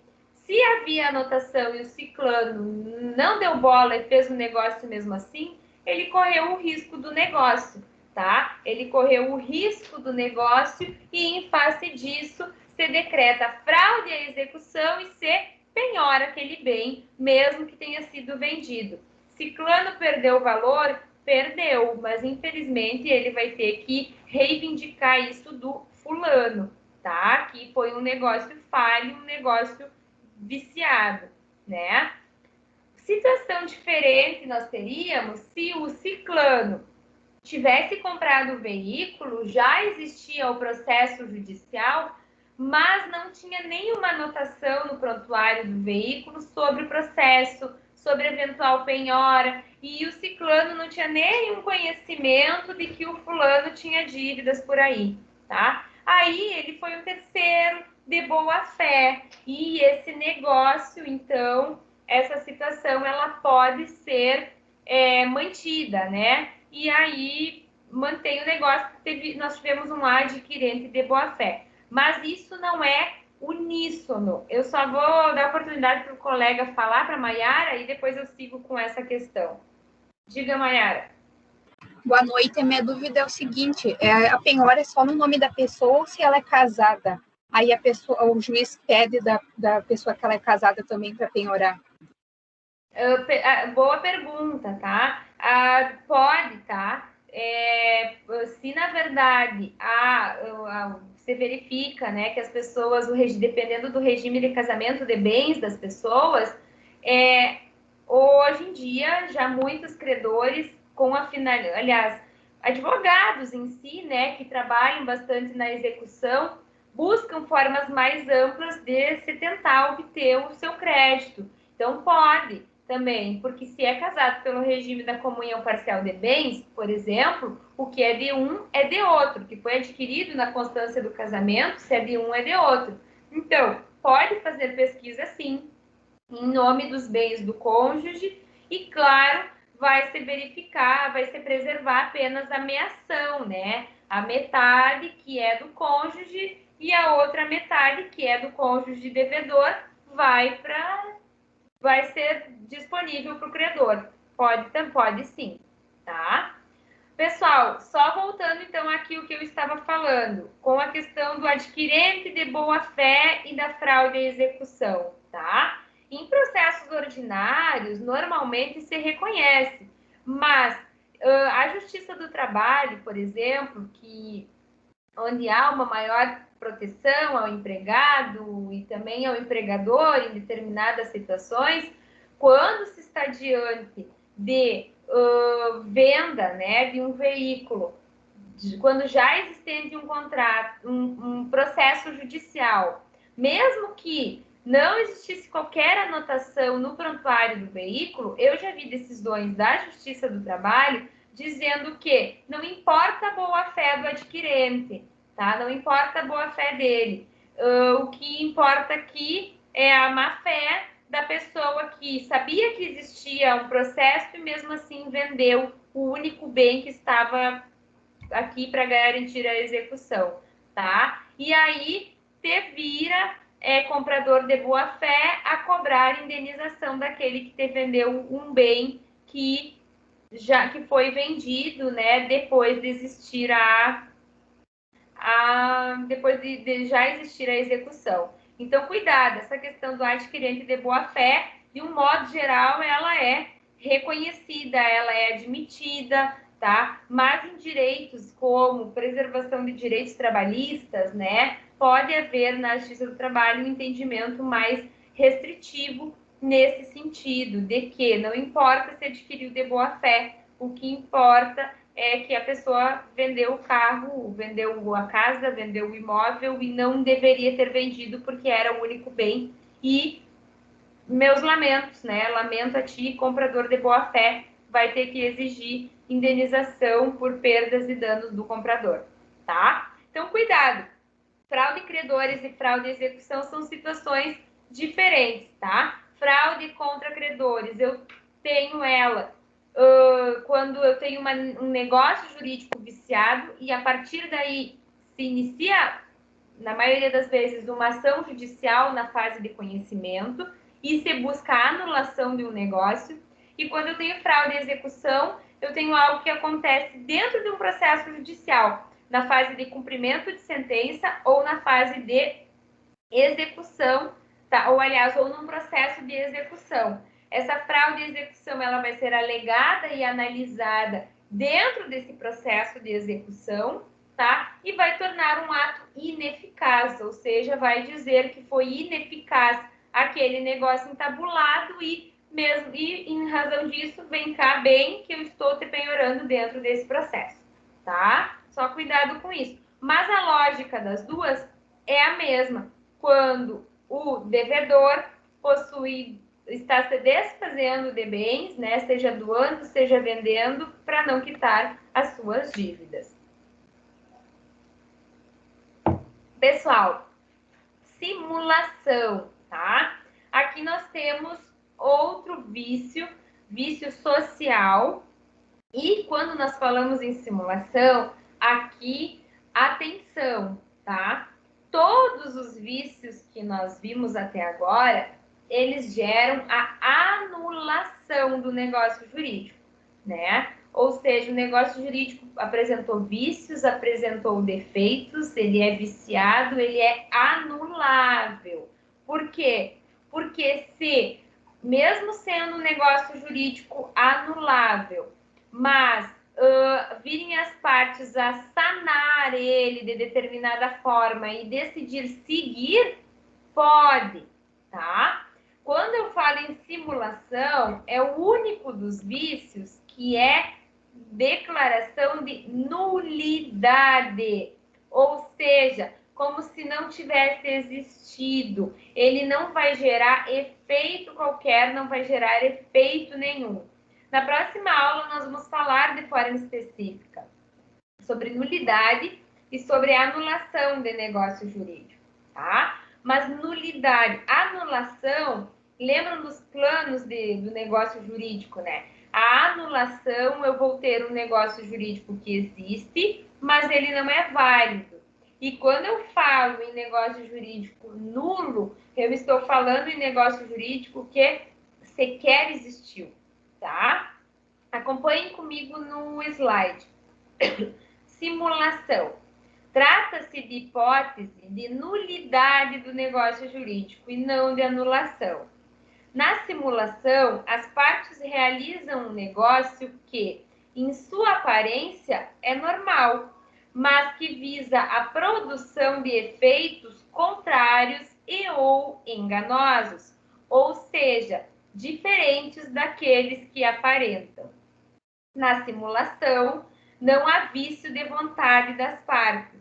As partes combinam entre si uma situação que gerará prejuízo a terceiro. Então, podem acrescentar aí, portanto, né, a terceiro, vírgula. Portanto, trata-se de um vício social e não de um vício de consentimento. Então, o que é a simulação? Né, pessoal? As partes, elas simulam um negócio jurídico que, aparentemente, é um negócio jurídico normal, mas que, na verdade, elas não querem produzir os efeitos daquele negócio jurídico, ou então elas querem produzir efeitos diversos daquele negócio jurídico que elas estão aparentemente firmando, tá? Disposição legal. Artigo 167. O que diz o artigo 167? Verifiquem que aqui a própria redação do artigo já nos diz, é nulo. Então, sublinhem, grifem, né? Coloquem pisca-pisca que simulação é nulo, né? Os outros negócios jurídicos são anuláveis. Então, artigo 167. É nulo o negócio jurídico simulado, mas subsistirá o que se dissimulou, se válido for na substância e na forma. Haverá simulação nos negócios jurídicos quando aparentemente conferir ou transmitir direitos a pessoas diversas daquelas às quais realmente se conferem ou transmitem. Contiverem declaração, confissão, condição ou cláusula não verdadeira. Os instrumentos particulares forem antedatados ou pós-datados. Ressalvam-se os direitos de terceiro de boa-fé em face dos contraentes do negócio jurídico simulado, tá? Então, o que acontece aqui? Negócio jurídico simulado. Vejam a redação, né? A redação do caput, que é nulo o negócio jurídico simulado, mas subsistirá o que se dissimulou, né? Se válido for na substância e na forma. E lá no parágrafo 2º, nós temos que ressalvam-se os direitos de terceiro de boa-fé. O que significa isso aqui? Imaginemos que 2 pessoas simulam a compra e venda de um veículo.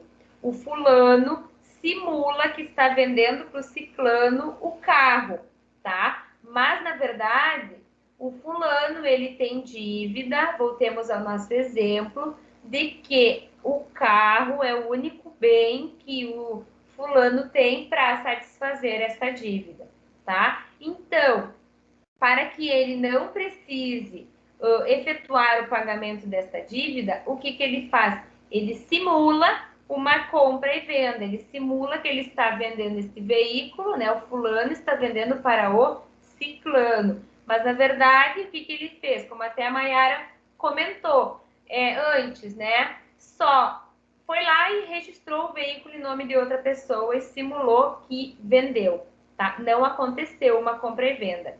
O veículo, então, que é do fulano, passa a ser registrado em nome do ciclano. Mas é o fulano que segue usando o veículo, segue no mesmo lugar onde ele sempre estava, tá? E o fulano resolve vender esse veículo. Então, ele resolve vender para outra pessoa. Vende para esse terceiro, tá? Vende para um terceiro, acaba vendendo, realizando o veículo. Esse terceiro é de boa fé, porque no dia da venda vai lá o ciclano, passa a documentação para o nome, tudo certinho, e o terceiro de boa fé nem sonha da simulação ocorrida entre o fulano e o ciclano, e nem sonha que o fulano tinha dívidas com outra pessoa, tá? Então, esse terceiro que adquiriu o veículo de forma de boa fé, tá? Subsiste esse negócio, essa venda, né? Se ficar comprovada a boa-fé, né? Claro que daí existem reparações em outros sentidos, podem existir, mas subsiste, porque ele foi adquirente de boa-fé, tá? Então, a simulação é isso, quando 2 partes, elas simulam que estão entabulando o negócio, mas, na verdade, não estão. Essa simulação, ela pode ser, pessoal, absoluta ou ela pode ser relativa. O que significa isso, tá? Será absoluta quando as partes fingem, né? Quando as partes simulam realizar um negócio, mas, na verdade, não pretendem a produção de efeitos jurídicos, tá? Não pretendem nenhuma produção. Então, é o exemplo que eu dei. O fulano simula uma compra e venda de um carro com o ciclano, mas, na verdade, eles não pretendem produzir efeito jurídico algum. Eles pretendem simular, porque o fulano está cheio de dívida e não quer pagar aos seus credores, tá? Isso é uma simulação absoluta, ou seja, simulam a realização de um negócio, mas, na verdade, não há produção de efeito algum. Por outro lado, nós temos a simulação relativa. O que é a relativa? Simula a ocorrência do negócio, mas, na verdade, se busca os efeitos de outro negócio. Então, quando eu tenho uma simulação relativa, eu tenho uma situação em que há um efeito, né? Algo acontece, mas não é aquilo que foi declarado. Então, absoluta ou relativa? Absoluta, finge que está realizando um negócio, mas não produz efeito nenhum. Anotem como exemplo, compra e venda de veículo, mas na verdade não há esta compra e venda e o veículo permanece com o suposto comprador que segue utilizando ele normalmente. E relativa, quando simula a ocorrência do negócio, mas na verdade busca os efeitos de outro. Exemplo, realiza uma compra e venda, ou seja, simula uma compra e venda, mas em verdade realiza uma doação. E aqui nesse exemplo, né, ampliando ele, imaginemos a seguinte situação. Quando os pais doam para filho um bem, né, acontece um adiantamento de herança, né? Ou seja, se houve a doação a um filho, lá no final, quando houver o falecimento desses pais, tá? Esse filho ele já recebeu parte da herança dele, né? Ou já recebeu a herança dele, enfim. Se isso é doação, tá? Então, se os pais doam para o filho um bem, é adiantamento de herança. Agora, se os pais vendem para o filho um bem, pode vender, tá? Tá se desfazendo do patrimônio, mas tem que ter consentimento dos demais filhos, tá? Então, pode praticar compra e venda. Imaginemos a seguinte situação. Os pais têm 3 filhos, tá? E tem um filhinho ali que é o preferido dos pais. E o pai e a mãe, então, resolvem doar um apartamento que eles possuem para o filho preferido. Só que aí eles descobrem que se eles doarem esse apartamento para o filho, né, quando eles falecerem, essa doação já vai ser considerada como um adiantamento à herança a esse filho.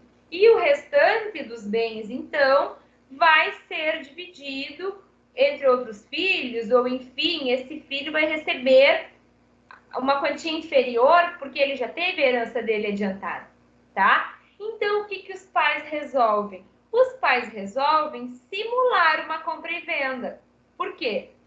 Simulando uma compra e venda, eles precisam do consentimento dos outros filhos, mas se os outros filhos aceitar tranquilamente, eles simulam a compra e venda e, na verdade, eles não receberam valor nenhum do filho preferido, tá? O que eles fizeram? Foi só uma negociação, simulando a compra e venda, como se tivesse ocorrido um negócio, mas, em verdade, aconteceu uma doação.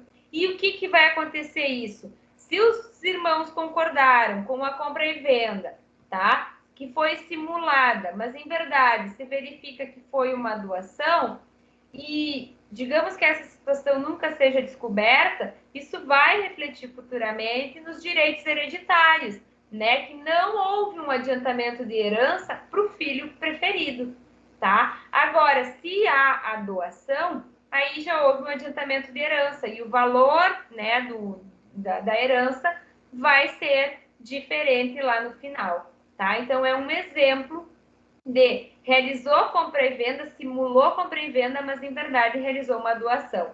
Manuel, estava com a mão erguida? Sim, professora. Isso daí tudo tem que ser registrado, né? Sim, tem que ter prova, tem que ter demonstração. Inclusive, digamos o seguinte, essa situação da venda simula a compra e venda de pais e filhos, né? Mas em verdade realiza uma doação. E aí, então, simula a compra e venda, os irmãos aceitam, né? Concordam com essa situação e depois, passado 2, 3 meses, eles descobrem que, em verdade, não aconteceu a compra e venda. O que aconteceu foi uma doação. E aí, então, eles vão entrar com uma ação judicial e buscar a declaração de nulidade. Lembram que não é a anulação. Ou seja, como se isso nunca tivesse operado qualquer efeito, tá? Claro que daí segue todas as formalidades, né? Se é compra e venda de um imóvel, observa que a lei determina, né? Mas assim, ó, até não sei, eu respondi que sim, Manuel, mas esse consentimento dos irmãos, por exemplo, não é algo que necessariamente está documentado, pode ser tudo verbal, enfim, aí vai depender das provas dentro de um processo judicial, tá? Aí não há uma exigibilidade, sim, de que seja tudo formal. Tem que haver demonstração que era simular uma compra e venda, mas em verdade aconteceu foi uma doação. Aqui está exemplificando o que já consta ali. O pai simula a venda de um imóvel ao filho, mas em verdade efetuou uma doação, tá? Então, isso é um exemplo. Isso é um exemplo de quê? De simulação absoluta ou simulação relativa? E por quê? Relativa. E por quê? Porque está simulando um outro negócio, né? Eles estão dizendo que estão vendendo uma compra e venda, mas na verdade estão fazendo uma doação. Isso, tá? Então é um exemplo de simulação relativa, né, pessoal? Porque absoluta simula um negócio, mas na verdade não vai ter efeito qualquer, né? Transfere um veículo para o nome de outra pessoa, mas em verdade essa transferência foi só no papel, é o outro ali, o que sempre foi proprietário, vai seguir utilizando. E simulação relativa é quando simula um negócio jurídico, mas há produção de efeitos de outro negócio jurídico, tá? E aqui, pessoal, então já nos encaminhando para a parte final dos vícios, né? Aqui eu trouxe, então, um mapa mental, né? Uma questão geral que facilita a compreensão de vocês. Então, aqui nós temos todos os defeitos existentes que podem ser verificados no negócio jurídico, tá? Esses defeitos no negócio jurídico, ali em verde, né? São os vícios de vontade, ou chamados de vício de consentimento. E na parte de baixo, em azulzinho ali, ou meio cinza, né? Vícios sociais. Então, os vícios em verde, vícios de consentimento. Nós vimos que são aqueles vícios em que há defeito na própria manifestação de vontade da pessoa. Erro, a pessoa erra quanto ela acreditava que era uma coisa, mas era outra, ela enganou-se sozinha. Dolo, ela manifestou uma vontade induzida a erro por outra pessoa, tá? Coação, ela manifestou uma vontade coagida, ameaçada por outra pessoa, tá? Lesão, né? Lesão, ela tem um decréscimo patrimonial em razão de um dano iminente, de uma premente necessidade, tá? Ela tem, em razão de uma premente necessidade, de uma inexperiência, ela acaba tendo uma lesão, tá? Vende um valor, vende algo, vende um bem por um valor absolutamente inferior ao que ele vale, por ser inexperiente, por não ter o conhecimento adequado, enfim, e por estar diante de uma premente necessidade, tá? E estado de perigo. Estado de perigo, eu tenho alguém que visualiza e se aproveita de uma situação para obter uma vantagem e tirar proveito de outra pessoa, né? Para lesionar outra pessoa. Esses vícios de vontade, a gente pode dizer que há vício na formação da vontade. A vontade ela não é formada de maneira livre e espontânea. Há algum fator que gera defeito nessa vontade, tá? Prejudicado é um dos contratantes. Então, quando nós vamos ter um desses vícios de consentimento, nós vamos ter prejuízo entre as partes que negociaram ali. Diferente do que acontece nos vícios sociais, tá? Fraude contra credores e simulação. Na fraude contra credores e simulação, na fraude contra credores, duas pessoas vão entabular um negócio, sabendo que isso vai prejudicar o direito de um terceiro. E na simulação, duas pessoas vão simular que fazem um negócio, mas na verdade isso não vai gerar efeito nenhum, ou vai gerar efeitos diversos daquilo que foi declarado, e isso vai gerar prejuízo a terceiros, tá? Então, aqui, ó, pessoal, verifiquem até, bacana essas expressões aqui utilizadas para vocês fixarem, tá? Olha em cima, o vício da vontade, ou vício de consentimento, eu tenho um vício na formação da vontade. E quando eu tenho os vícios sociais, eu tenho um vício na vontade já exteriorizada, né? A vontade é aquilo que se queria ser feito, mas esta vontade vai causar o quê? Que consta no slide aí embaixo, prejuízo a um terceiro, tá? Então, esse mapinha aí, para encerrar esse conteúdo de defeitos no negócio jurídico e conseguir visualizar bem o que é um vício de vontade e o que é um vício social, certo? Dúvidas quanto ao conteúdo, pessoal?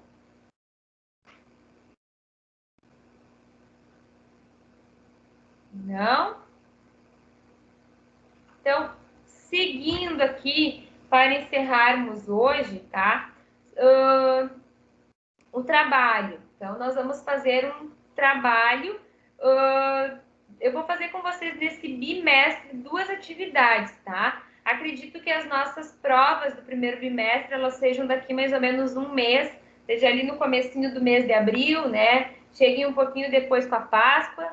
E então eu vou passar essa primeira atividade avaliativa aqui, vocês deverão fazê-la até o dia 15, tá? E no dia 15 da nossa aula eu já vou passar outra atividade avaliativa para que vocês possam fazê-la antes da data da prova e depois não se sobrecarregarem com semana de provas, enfim, com eventuais atividades de outras disciplinas também, tá? Então a atividade é bem simples. Quem seguiu as minhas orientações e já olhou as pré-aulas, né, os vídeos que eu publiquei no AVA, quem já olhou, realizou as questões que eu inseri lá, está com a atividade quase feita. Então, eu quero que vocês assistam aos vídeos publicados nas pré-aulas 1 a 4, tá? Que é o que nós estamos encerrando hoje.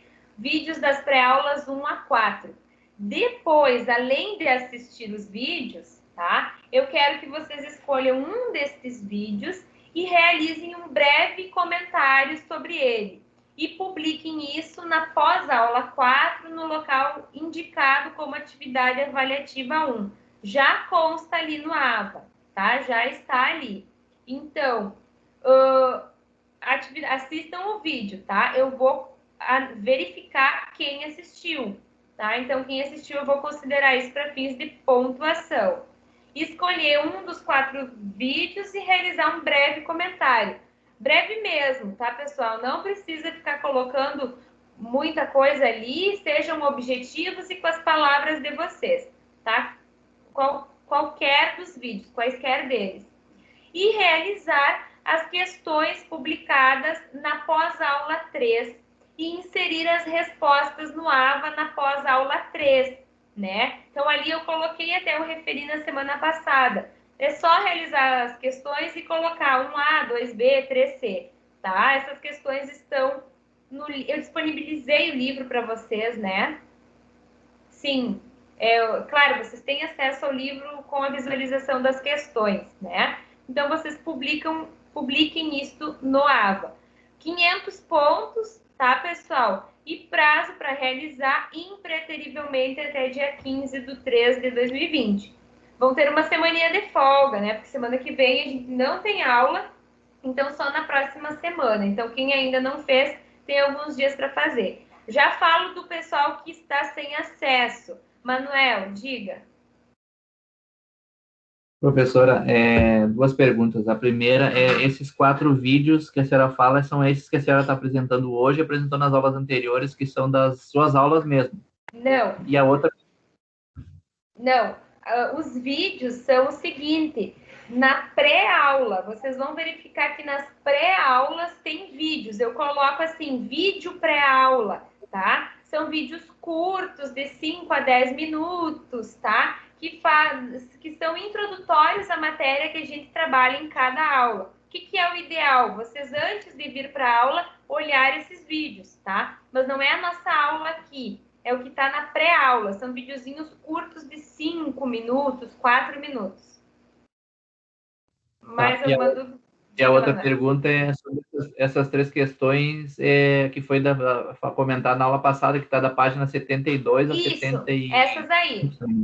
Essas aí, tá? Essas aí eu quero que vocês realizem e insiram na pós-aula 3, que é onde eu coloquei a possibilidade de resposta, tá? Essas aí. Edson e depois o Pedro. Boa noite, professora. Boa noite. É assim, ó, eu fiz essas três perguntas já, e aí eu enviei para a senhora e deu como nota 0. Tá. Isso Eu outra... também fiz.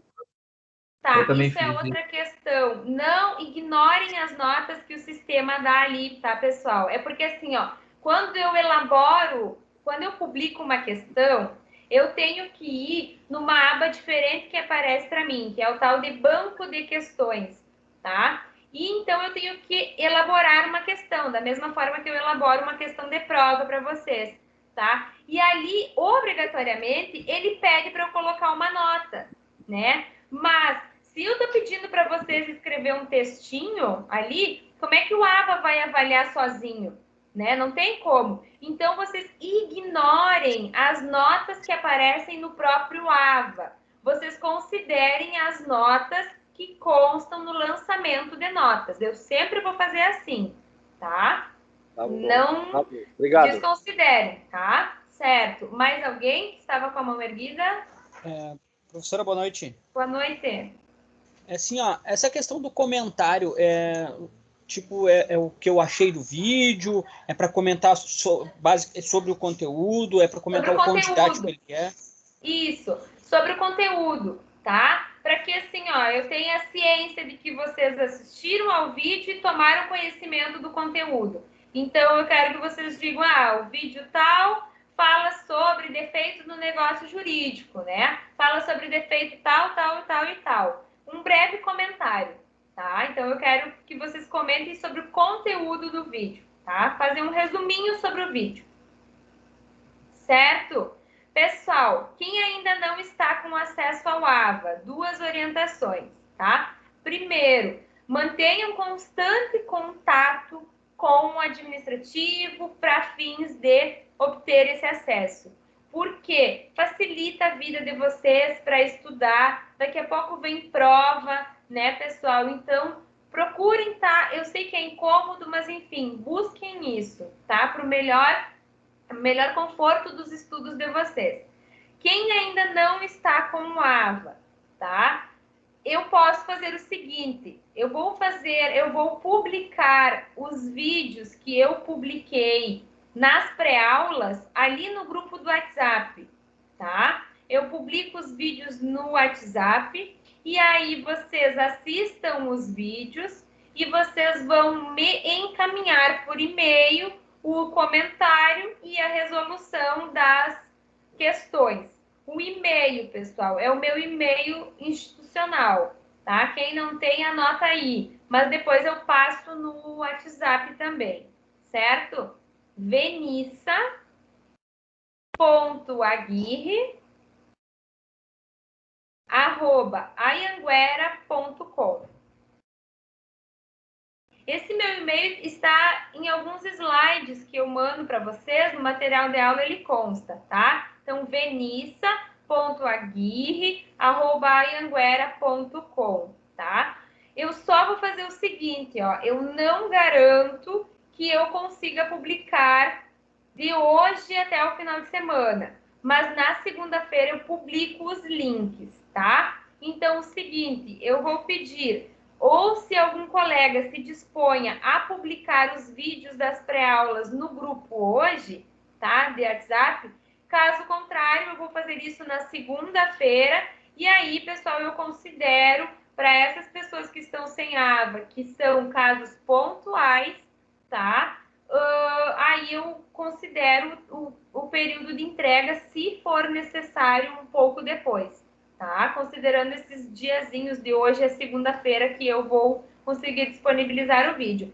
Mas se por ventura algum colega conseguir, fizer a gentileza de publicar esses links dos vídeos que constam nas pré-aulas 1 a 4 no AVA, aí fica bem bom, que aí a gente consegue já, os colegas já conseguem acessar no final de semana e realizar essas atividades, tá? Se tiver problema no AVA, então me encaminha por e-mail. Por e-mail, tá, pessoal? Não fica mandando no WhatsApp, enfim, porque ali eu me perco, tá? Só no e-mail. Certo? Mais alguma dúvida? Alguma pergunta? Não? Então, encontro vocês novamente dia 15 de março, nossa aula normal na segunda-feira, tá? Qualquer dúvida, estou no WhatsApp. Na segunda-feira agora, vocês vão ter aula de Filosofia do Direito com o professor Paulo, tá? Os nossos 40 minutos faltantes, a gente vai ver para encaixar eles, ou num dia que algum professor falte, enfim, e a gente ocupe essa data, ou eu vou dar um jeito de encaixar uns minutinhos antes ou depois da nossa aula para concluir isso, tá? Não vou deixar vocês no prejuízo, não se preocupem, tá, pessoal? Então, uma boa noite para vocês. Muito obrigada pela aula de hoje, pela participação. Um bom restante de semana, um ótimo final de semana e cuide-se aí que o bichinho tá solto, né? Então, cuidado aí, mantendo as cautelas necessárias, tá? Para que logo a gente possa voltar a se encontrar pessoalmente lá na faculdade, tá? Uma boa noite a todos e até o dia 15, tá? Boa noite, professora. Boa noite, tchau, tchau. Boa noite. Boa noite.